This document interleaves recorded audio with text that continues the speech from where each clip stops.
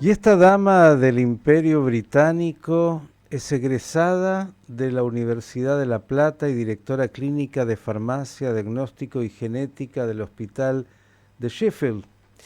Y usted sabe que recibió esa distinción justamente de la reina Isabel II por lo que fue su trabajo sobre la muerte súbita. Es una médica que se transformó sin duda para todos los argentinos, yo le diría casi en esa médica que nos contenía como una gran madre en lo que fue y tal vez sigue siendo, de esto vamos a hablar, la pandemia que azotó a este mundo. Ella había dicho que las pandemias ya se había estudiado, duraban 3 años. Estamos en esos tiempos, claro, las vacunas aparecieron rápido, pero hay brotes, hay situaciones y vuelve a preocupar mucho. Me refiero a la querida doctora Marta Cohen, que está a punto de viajar, le cuento, de la Argentina regresando a su tarea cotidiana. Marta, buen día, ¿cómo estás? Hola Miguel, ¿cómo estás? Bien, bueno, con la voz un poco tomada del aire acondicionado, pero bien. También los Y por médicos, otro, también los médicos sufren de eso. a todos nos pasa, terrible. El cambio de temperatura, estuve en Ushuaia con mucho frío, muy lindo. Llegué a Buenos Aires y me mató, Mm. pero bueno, bien. Usted no para un Gracias. segundo.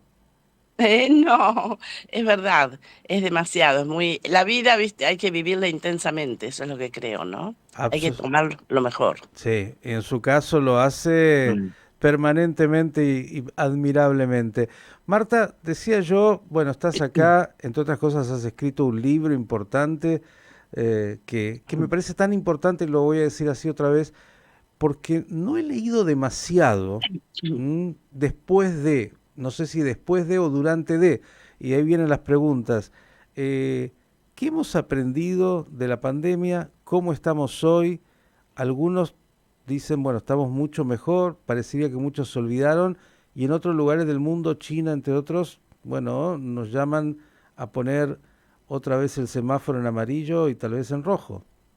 Sí, bueno, lo primero que hemos aprendido, creo yo, es que no sabíamos cómo manejar una pandemia. Mm. Es decir, lo hicimos como pudimos, con una gran influencia geopolítica, y de hecho hubo países que vacunaron bien, cuidaron bien, y otros países que vacunaron mal y cuidaron mal. Entonces, cuando eso lo ves en la pandemia, que no es un país, es el mundo. Entonces, por eso continuamos, porque no todo, no hubo una estandarización de una metodología para tratar la pandemia. Ujú. China, por ejemplo, ¿qué pasa con China? Eh, eh, Utilizó vacunas de hace 70 años. La gente, muchos no quisieron vacunarse porque escuchaban de otros países con otras vacunas, desconfiaban y además tuvieron una cuarentena de 3 años, prácticamente. Entonces, esa gente tiene en este momento 250 millones de personas infectadas. Está mal vacunada o no vacunada y con una, con una debilidad del sistema inmune por haber estado encerrados. Ujú. Entonces, ese es el gran peligro. Como vos dijiste, el semáforo en amarillo o en rojo, yo creo que es en rojo, porque puede ser una gran explosión del número de casos que nos haga volver para atrás. Porque cuando hay muchos contagios, lo que sucede es que puede haber nuevas variantes. Pues el virus se replica y Ujú. al replicarse en cada contagio origina mutaciones. Y esas mutaciones puede ser que no solamente lo hagan más contagioso, sino más letal. Hasta ahora no ha pasado, cada vez más contagioso, pero no ha sido más letal. Las vacunas siguen trabajando, pero no evitan los contagios, evitan a lo mejor no morir o reducen la posibilidad de morir, porque hay personas que tienen más de 60 años que pueden tener un infarto. Y pueden tener un infarto por el COVID. Yo conozco gente, mi tío inclusive, de 80 años, perfectamente vacunado, sin síntomas, tenía COVID, hizo un infarto. Esa es la manera como se está presentando ahora. Y mira, justamente estaba leyendo, porque el tema es, ¿qué hacemos? Ujú. ¿Cómo paramos esto? Yo al principio de la pandemia, mi hermana Cali, que es comunicadora, me dice, tenés que encontrar los 3 pilares para combatir la pandemia. Entonces yo dije, bueno, los 3 pilares para combatir la pandemia, después de pensarlo mucho, son la responsabilidad individual con aceptación social, los testeos y las vacunas. Bueno, la responsabilidad individual es usar el barbijo, es cuidarte, tener la distancia social, es ser responsables de que esto existe.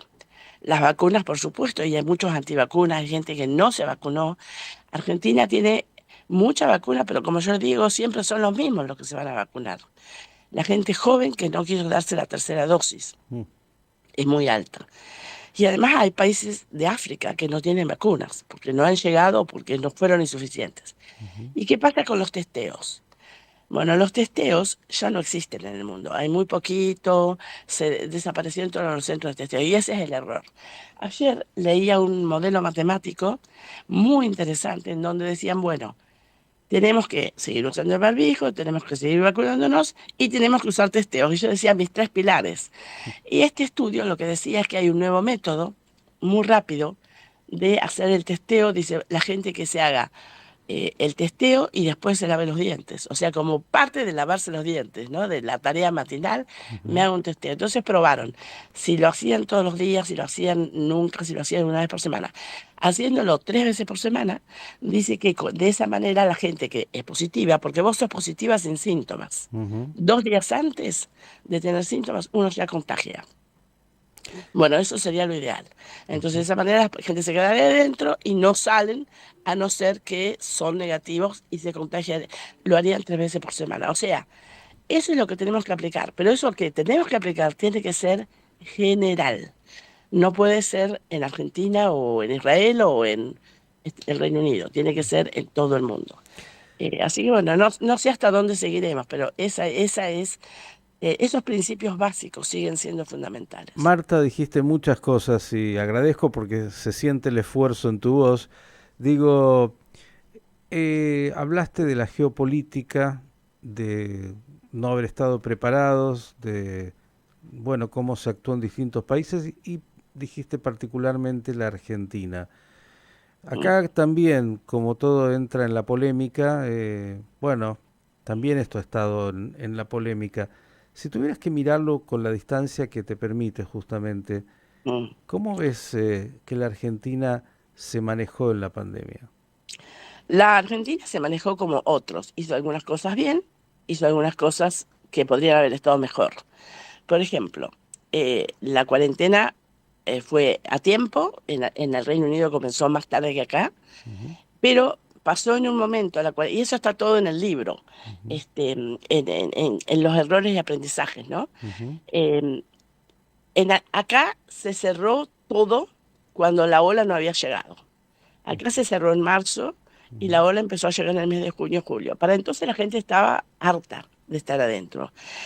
Entonces fue una cuarentena dura, donde la gente no podía salir a caminar por la calle, ujú, porque bueno, no, hay que estar todos adentro. Y eso no es la manera de hacer la cuarentena. La manera de hacer la cuarentena es, la gente puede salir a la calle, la gente puede tratar de hacer su vida lo más normal posible, cuidándose. Entonces fue muy temprana y fue muy dura desde el principio. Cuando ujú, llega la ola aquí, la gente estaba harta. ujú, Eso por un lado.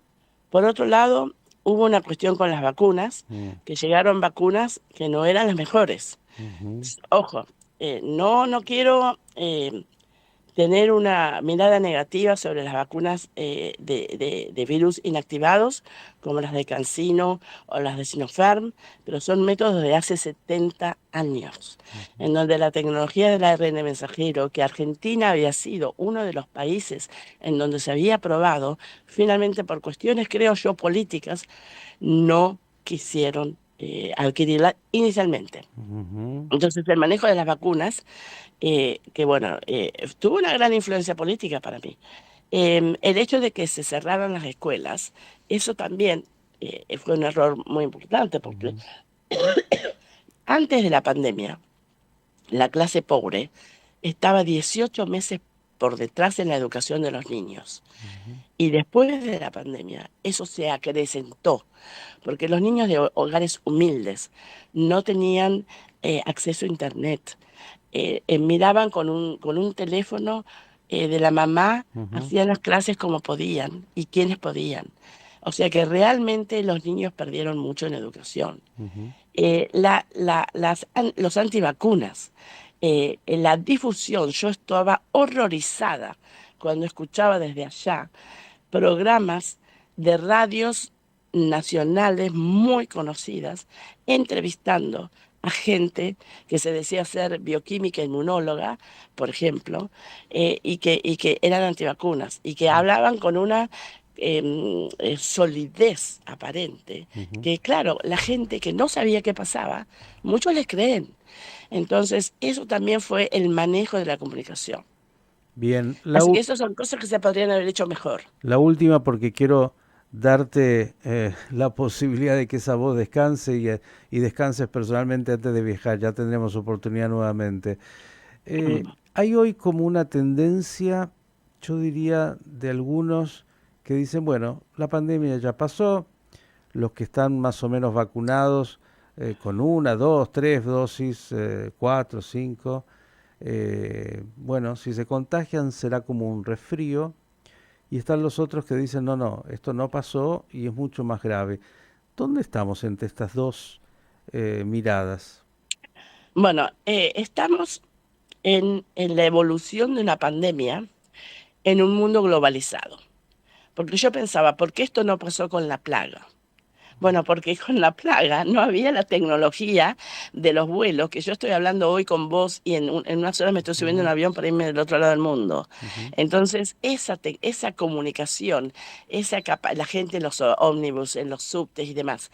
Entonces, eso es lo que es una plaga, es una pandemia del siglo XXI. Estamos en que tenemos que seguir haciendo una vigilancia epidemiológica. Por ejemplo, hay países como China que dijeron no, no testeamos más y no hacemos más evaluación de qué virus están. Bueno, es un error, porque este virus sigue evolucionando. ¿Y por qué sigue evolucionando? Sigue evolucionando porque nos contagiamos. Entonces, las personas sanas, jóvenes, vacunadas, posiblemente van a tener nada o una gripe. Ujú. Pero ¿qué pasa? Una persona mayor y bien vacunada que tiene alguna situación de base, como por ejemplo aterosclerosis o diabetes o Ujú. hipertensión, esas personas siguen falleciendo. En Argentina aumentaron las muertes, pero la muerte ya no es en la ventilación mecánica en la UTI, es de otra manera. Ujú. Entonces, el riesgo que corremos es que si no, la única manera de terminar con la pandemia que es en el mundo, valga la redundancia, no en Argentina o en Ujú. otro país solamente, es enlentecer la velocidad de transmisión del virus. Eso Y significa eso, vacunación masiva en todo el mundo, cosa que no está ocurriendo en algunos lugares. Pregunta última. barbijo, Eso te iba a preguntar. barbijo, distanciamiento, ventilación, porque uno de los errores de la Organización Mundial de la Salud, lo Ujú. reconocieron, fue invertir en tecnologías para la higiene de manos, cuando la posibilidad de contagio por manos, por superficies, es 1 en 10.000, pero la posibilidad de contagiarse en el ambiente es muchísimo más alto. Entonces, tenemos que hacer inversión en ventilación Ujú. de los espacios. Re- Y la otra es los testeos. Entonces, ¿qué se está haciendo en Estados Unidos, por ejemplo? O en el Reino Unido. Em, Se hace el testeo de las aguas servidas. Ujú. Entonces, testeando las aguas servidas, las cloacas, vos sabés que esa cloaca tiene una población de 100.000 habitantes. Ujú. Entonces, ven cuál es la proporción de personas infectadas y se va aumentando. Y eso es fantástico porque han mejorado, especialmente en un estudio de California, la tecnología para la detección y son capaces de identificar cuántos virus hay Ujú. y qué variantes. Por ejemplo, para la variante alfa, lo pudo detectar una semana antes y para la variante Delta 10 días antes de que comenzaran a haber un aumento en los testeos positivos Claro, en las aguas servidas. Entonces, esos métodos de vigilancia tienen que hacerse porque si nosotros seguimos como que nada pasa y tenemos que convivir con el virus y ya está, no va a pasar. Y el riesgo es que mute a una variante mucho más agresiva. mm, Mira qué pasa con el MERS. mm. El MERS, que es otro coronavirus, tiene una em, mortalidad del 35%. 35 de cada 100 se mueren, mientras que con el SARS-CoV-2 es 3,5 de cada 100 se mueren. Así que vos fíjate si hubiera una mutación a otro virus de la misma familia. Terrible. Así que eso sería un gran efecto, un shock para la población. Así que Y- tenemos que seguir pensando, pero esto nos corresponde a nosotros, pero ujú, esto tiene que venir desde los gobiernos. ujú, porque Los pensaba, go- obviamente estabas hablando de Estados Unidos, Gran Bretaña, países que hoy se podrían denominar más allá de todas las complejidades del primer mundo, pero claro, también hay que pensar en los países de África, en China, que aunque tiene la segunda economía en importancia y tamaño y todo lo demás, parecería que mira para otro lado, India y tantos otros lugares, mientras esto no se resuelva globalmente, es un gran tema. Cuando vuelas en unas horas, ¿vuelas con el barbijo? Sí, sí, sobre todo porque tengo este resfrío que me ha puesto tan mal, el aire acondicionado, que bueno, sí, obviamente, cuando volvimos también veníamos con el barbijo. Marta, agradecerte por todo lo que has hecho y lo que sigues haciendo para poner justamente Bueno, esta luz de alerta necesaria y entender que la salud es lo más preciado que tenemos y que hay que hacer lo que hay que hacer desde los gobiernos en términos de políticas públicas y desde lo individual en términos de la responsabilidad, como dijiste, individual por la salud. Gracias, buen viaje, bueno, a muchas cuidarse el gracias. resfrío y hasta la próxima. Hasta la próxima, hasta mayo, en mayo vuelvo. Gracias. Marta Cohen, la doctora, como le digo, que ha sido la vocera, yo diría, más importante durante toda la pandemia, que continúa y con la claridad de lo que ha dicho. Esto no ha concluido. Y claro, uno dirá, bueno, hoy es menor, si me toca, no, pero puede ser mayor. Y uno es el 100%, vale la pena decírselo a alguien. Cuando uno es el 100% y está la vida y la muerte, uno tiene que tomar las medidas para cuidarse, vacunarse, barbijo, seguir entendiendo de que esto no desapareció y estar muy atentos a toda la información que circula porque el mundo de alguna manera es pequeño, no hay lugares hoy que puedan decir este sí y este no. Si algo nos enseñó la pandemia es que somos una única unidad, la casa común y la salud y los contagios en esta casa común nos afectan a todos.